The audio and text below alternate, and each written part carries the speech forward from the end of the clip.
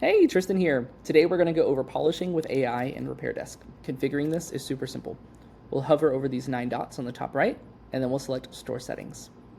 On the left, we'll select Repairs, and then Tickets and Repairs.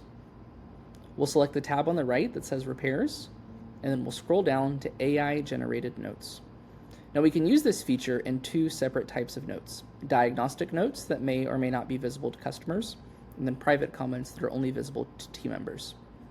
Let's say in diagnostic notes, I want to make sure that those notes are short and simple. In this text box here, you can give the AI agent your criteria for how you want it to write those notes with the AI polishing tool.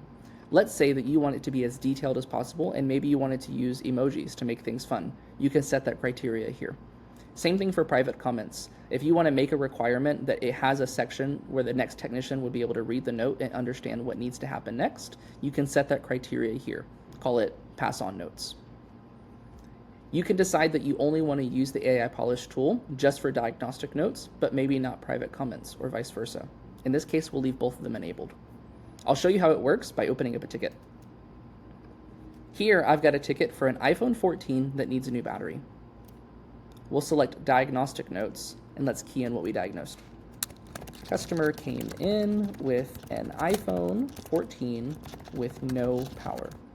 I charged the phone and was able to see that the battery capacity is 64%. I recommend a battery replacement. I can have it done in the next hour if approved.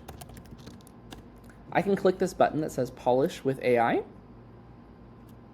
Give it just a few seconds to think. It's going and it's pointing back to the criteria that we just set in the module.